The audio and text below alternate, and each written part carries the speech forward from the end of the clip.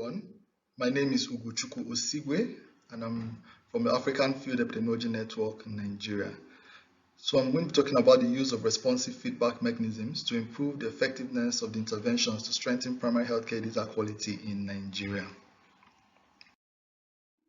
The quality of Nigeria's administrative health data is very poor and has remained a long-standing concern both of government and of partners. Comparisons between administratively reported PAC service delivery coverages and those reported by surveys have shown that the administrative data substantially overestimates key coverage for some indicators, while it also underestimates coverages for others.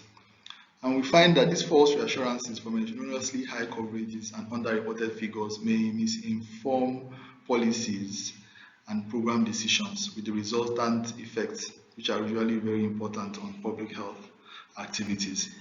So in this strengthening data quality project, the aim is to motivate and incentivize states to improve data quality, specifically accuracy, completeness, timeliness, and the use of data for action through a behavioral approach. The theory of change uses the Fox model to predict behavioral change. We identified areas for testing using responsive feedback by reviewing our key assumptions based on our theory of change. And the first underlying assumption we had was that healthcare workers want to change and improve their data quality and just needed to increase or improve their motivation and, of course, view their capacity. The second underlying assumption was that visiting the facilities during service delivery to prompt this healthcare worker will improve the data management practices, and also that a good rapport already existed between healthcare workers themselves and between them and these NYSC core members who will be visiting the facility to serve as prompts. So the NYSC is a special scheme of the government where young Nigerians are deployed to all the local governments in the country for a period of 1 year, and this continues occurring every year continuously. All right, and so moving from there, we have the learning questions that came up out of the interventions. So for the prompt, the plan was to deploy, or the strategy to deploy NYSC and core members to visit facilities serving as prompts. So the question is, are these NYSC and WDs, are they really effective prompts for the healthcare workers to record data more accurately? And if they are, which is better, which is more effective? Is it the NYSC member who is external to the health system, or the World Data Ambassador who is a health worker himself and a part of the system?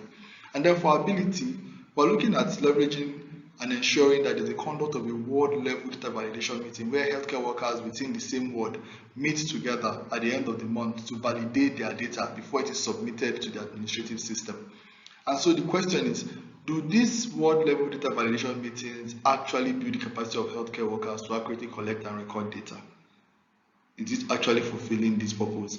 And this is supposed to be done under the leadership of the World Data Ambassador, who is like a peer lead for this and identifies errors around which some learning or corrections are made.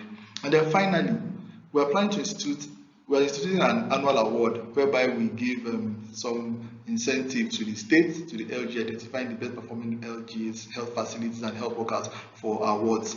And the question is, does this once in a year annual award really motivate healthcare workers to improve their data practice? Does it really motivate the healthcare workers to enter their data accurately?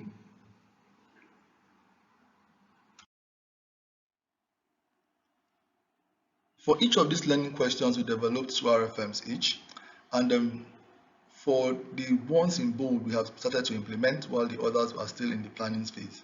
So around the prompt, we have one that uses the community informant, who are selected individuals that are part of the community served by that health facility, who go to visit the health facilities to collect data that helps us understand whether the NYSC members and the WDs are actually adequate prompts from the perspective of the PAC workers themselves.